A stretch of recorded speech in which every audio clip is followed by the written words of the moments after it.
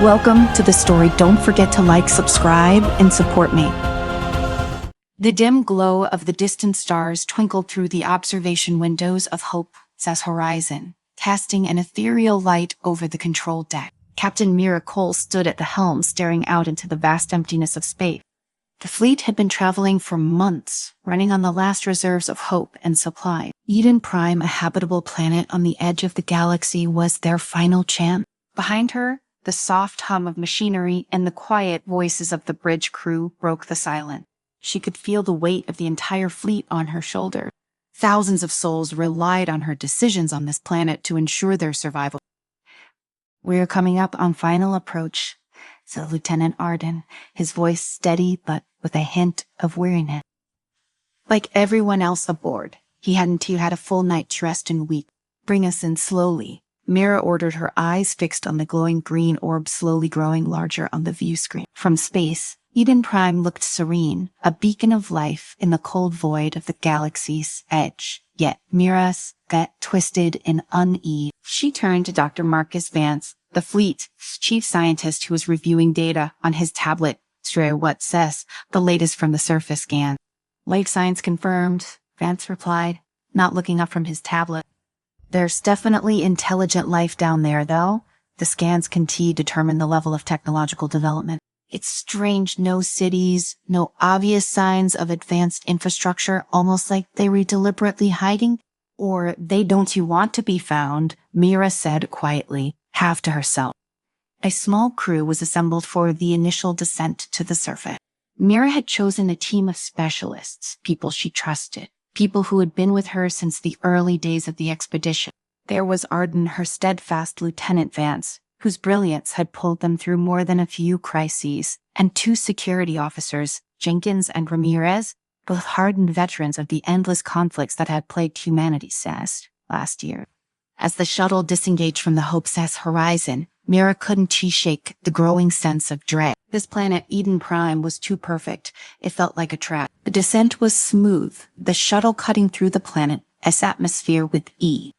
It looked like a paradise untouched by the ravages of time or war. "Scans show no immediate threats," Vance said as he monitored the reading. "Breathable atmosphere, moderate climate, rich in natural resources. If we can secure a foothold here, the fleet could survive for decades." Mira nodded, but her instincts told her something wasn't tuned right. As they neared the surface, the shuttle passed over a stretch of barren land, charred and desolate, as if scorched by some unknown force. "Willow sat down just beyond that ridge," she said, pointing to a flat area near the tree line. "Guys, stay alert." The shuttle landed with a soft thud, and the ramp descended with a hiss. The moment Mira stepped onto the planet's surface, she felt a deep sense of unease settle over her. The air was fresh, filled with the scent of pine and wildflowers, but the silence was unnerving. No birds, no insects, no rustling of leaves, just an oppressive stillness. Jenkins and Ramirez fanned out, scanning the area for threats, while Vance busied himself collecting soil and atmospheric samples. Mira activated her comms, connecting to the Hope's horizon in orbit. "Landing is successful," she reported. "No hostile activity so far, but we'll remain cautious. We'll be on standby." The voice of Commander Lee, her second in command, crackled through the comm. "Keep us updated." Mira closed the connection and turned to Vance. "Talk for anything unusual in the readings." "Nothing immediately concerning it, he replied, "though there's something odd about the energy signatures here. It's almost like they read coming from beneath the surface, deep underground." Mira frowned. "Underground, like a power source." Vance shook his head. "Possibly, but it's faint, intermittent. Could be natural, could be something else. We'll need to run more tests to know for sure." Before Mira could respond, Ramirez's voice cut through the comb's "Star Captain, you're going to want to see this." She followed Ramirez to the edge of the ridge where the trees thinned out into a clearing. At first glance, it looked like an ancient ruin, a massive stone structure, half buried in the ground, with intricate carvings running along its surface. "That wasn't in the scans," Mira said, her voice low. "No," Ramirez agreed, his hand resting on his weapon.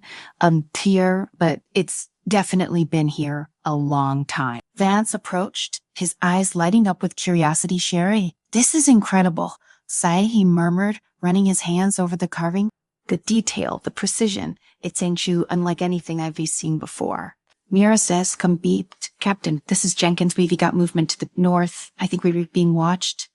Mira's hand instinctively went to her weapon. How many? Hard to say. Could be a scouting party, or could be something bigger. I can't. Stay sharp. We were heading back to the shuttle. The team began moving toward the shuttle, but the forest seemed to close in around them, the oppressive silence amplifying every sound. Mira's pulse quickened, her senses heightened. She could feel eyes on her, watching, waiting. As they neared the shuttle, a figure emerged from the shadows, tall, humanoid, but unmistakably alien. Its body was draped in a dark cloak, its face obscured by a mask adorned with glowing blue symbol. Behind it, more figures appeared, surrounding the team in a loose circle. Mira raised her hand, signaling her team to hold fire. Firing you no harm. Fire, she called out, her voice steady. Fiery explorers looking for a place to settle. The figure stepped forward, its voice echoing in Mira's mind, not through sound, but through thought. You do not belong here. Mira's grip tightened on her weapon. This planet is uninhabited, at least according to our scans. We can coexist, leave, or face the consequences. The figure's thoughts were sharp, almost painful in their intensity. Mira glanced at Vance, who was watching the encounter with a mixture of fear and fascination. Mira, what are you, Saya? She asked, stepping forward. The figure's head tilted slightly as if considering her question. We are the guardians of this world. You have awakened something that should remain asleep. Leave before it sends too late. Before Mira could respond, the figures vanished into the forest as silently as they had appeared, leaving the team standing in stunned silence. Well, Jenkins muttered that was unsettling. Mira turned to Vance, who was already scribbling notes on his tablet. What do you make of that? Telepathic communication, he said, his eyes wide with excitement. Valhira, incredible. I've never seen anything like it. Incredible. Or not, they want us gone, Amar Mira said, his hand still resting on his weapon. We should get back to the ship and figure out our next move. Mira nodded, though. Her mind was racing. Who were these beings? And what was this Tari something CI they claimed had been awakened? There were too many unanswered questions. And every instinct she had screamed that this planet was hiding something far more dangerous than they had anticipated. Back aboard the Hopeset's Horizon, Mira gathered the senior officers in the war room, a cramped but secure space where critical decisions were made. The holographic display in the center of the room showed a rotating image of Eden Prime with various points of interest marked by the scans they had conducted. Commander Lee, a seasoned strategist with years of combat experience, was the first to speak. We have two options, he said bluntly. Either push forward and secure a foothold on the planet, or we cut our losses and move on. Move on to where Dr. Vance interjected. It is the last habitable planet we've encountered in months. If we leave, we may never find another. Let's just ignore the fact that there's Scion intelligent species down there, Mira said, leaning forward. They've even made it clear they don't want us here. We've dealt with hostile natives before, Lee said, and we can handle them. This is different, right? Mira said, shaking her head. They're not just hostile, they're guarding something, and whatever it is, they believe it. Zender. Vance cleared his throat. I believe they're referring to the energy readings we picked up. There's something beneath the surface, something ancient and powerful. If we could get to it, study it, it might give us an edge. An edge for what? Ramirez asked, folding his arms. We're here to survive, not start a war. Mira sighed, feeling the weight of the decision pressing down on her. We need more information before we make any decisions. Vance, I want you to continue studying those energy readings. Lee, prepare for a potential evacuation, just in case. As the meeting broke up, Mira lingered behind, staring at the holographic image of Eden Prime. The planet had seemed like a beacon of hope, but now it felt like a trap.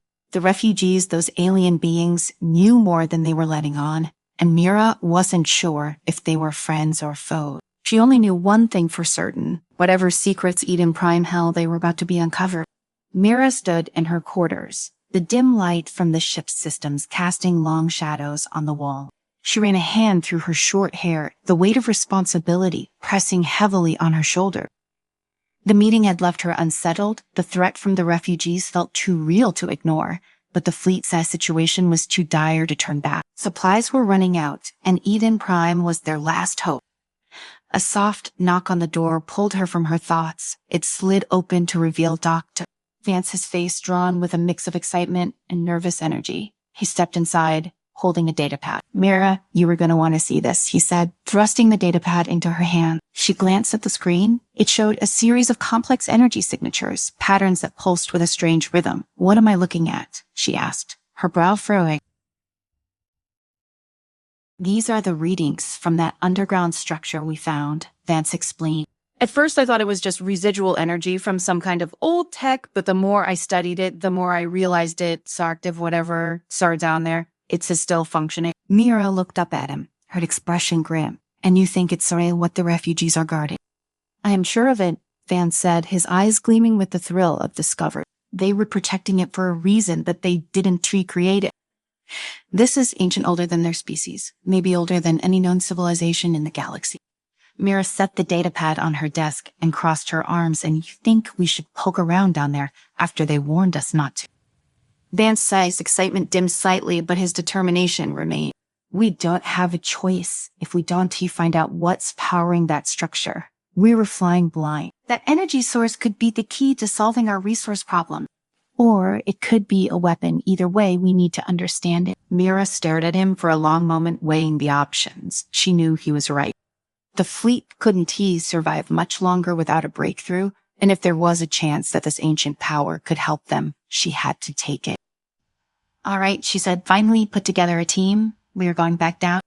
The next morning, the shuttle descended once again through the planet's atmosphere. This time, the mood was different, heavier, more charged. The refugees' warning still echoed in Mira's mind, but she couldn't let it stop her. As the shuttle touched down near the ruins, Mira, Vance, and their team stepped out into the stillness of the planet. The forest around them was quiet, the air thick with tension. Ramirez and Jenkins took point, their weapons ready, while Vance led the way toward the ancient stone structure. The entrance was narrow, barely wide enough for one person to squeeze through at a time.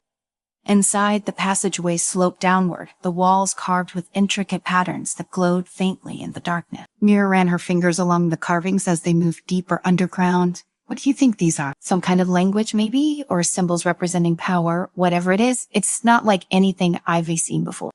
They continued down the passage until it opened into a vast chamber, the ceiling soaring high above them. In the center of the room, a massive stone pedestal stood, and atop it, a glowing orb pulsated with the same strange energy Vance had detected from orbit. "This is it?" Vance breathed, stepping forward. "This is the source." Mira glanced around the room, her instincts on high alert. "Be careful," she warned. "We don't know what we were dealing with."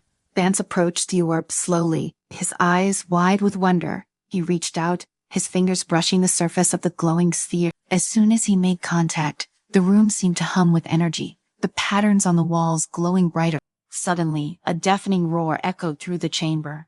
The ground trembled beneath their feet, and Mira spun around, her weapon drawn. From the shadows at the far end of the room, a massive figure emerged, a hulking creature made of stone and energy, its eyes glowing, the same eerie blue as the orb. "Move," Mira shouted, shoving Vance out of the way as the creature charged toward them. Ramirez and Jenkins opened fire, but the bullets bounced harmlessly off the creature, stone skin. It swung one massive arm, sending Jenkins crashing into the wall with a sickening thud. Mira fired her weapon, aiming for the glowing points on the creature's sea body, but it barely slowed. The creature roared again, its voice shaking the very air, and raised its arm to strike. Before it could land the blow, a burst of energy shot from the orb, hitting the creature square in the chest. The creature froze, its body stiffening as the energy pulsed through it. Slowly, it began to disintegrate, crumbling into dust before their eyes. For a moment, the chamber was silent, the only sound the faint hum of the orb. Mira lowered her weapon, her heart pounding in her chest. "What the hell was that?" Ramirez panted, wiping blood from a cut on his forehead. Vance stared at the orb, his face pale. "The Guardian," he whispered. "That's what the refugees were talking about. It's not a person, it's this entire structure is a defense system." Mira stepped forward, her eyes narrowing, and "You woke it up." Vance looked at her, guilt flashing in his eyes. I didn't know. I thought it was just a power source, something we could use. Mira clenched her jaw. Well, now we know, and if that thing was just the beginning, we need to get out of here. As they turned to leave, the passage behind them suddenly sealed, a wall of stone slamming down to block their exit. The hum of the orb grew louder, the patterns on the walls shifting and pulsing with energy. We were trapped, Ramirez said, his voice tight with fear. No, Mira said, her mind racing. There has to be another way out. The refugees knew about this place. They must have a way to control it. Vance nodded. The carvings on the walls, they were not just decoration, they were instruction. He ran his fingers over the glowing patterns, his eyes scanning the symbol. It sets a control system, he muttered. If we can figure out the sequence, we can deactivate the defenses and get out. Mira watched as Vance worked, her nerves on edge. The hum of the orb was growing louder, more insistent, and she could feel the energy in the room building, like a storm about to break. Suddenly, the walls around them began to shift, the stone creaking and groaning as panels slid open to reveal more glowing symbols. The air crackled with power, and Mira knew they were running out of time. Hurry up, Vance, she said, her voice tight with urgency. I am trying, Vance replied, his fingers flying over the symbols. This isn't exactly a user-friendly interface. The hum reached a deafening pitch, and Mira could feel the energy coursing through the chamber, building to a crescendo. She had seen enough ancient relics and mysterious technology in her time to know what was coming next. Just as the walls began to glow with blinding light, Vance's hands flew across the last sequence of symbols. The energy in the room surged, then abruptly died. The glowing orb dimmed, the walls stilled, and the oppressive hum faded into silence. For a moment, no one moved. Then, with a loud clunk, the stone barrier blocking their exit slid away, revealing the passage back to the surface. Mira exhaled a breath she didn't realize she'd been holding. Let's get out of here. They made their way back through the winding passage and out into the open air. The moment Mira stepped outside, she felt a wave of relief, the tension lifting from her shoulders. But that relief was short-lived. Standing at the edge of the forest were the refugees, their leader, XR, looked at the front, his glowing eyes fixed on Mira. You've awoken the Guardian, XR Locke said, his voice echoing in her mind. You have endangered all life on this planet. Mira stepped forward, her jaw set. We didn't mean to. We thought it was just a power source. The Guardian is more than a weapon, XR Lake said. It is the keeper of balance. If it is fully activated, it will cleanse this world and you with it. Mira's blood ran cold. What do you mean, cleanse? Oxali's eyes glowed brighter. The Guardian was designed to maintain equilibrium in the galaxy. When a species becomes too advanced, too destructive, it wipes them from existence. That is its purpose, and now it has begun. Mira glanced at Vance, who was standing pale and silent beside her. Is there a way to stop it? She asked. Axgar studied her for a long moment. There is, but it will require a great sacrifice. Mira's stomach twisted. She had a feeling she knew what that sacrifice would be. We're listening, she said, her voice steady despite the dread creeping up her spine.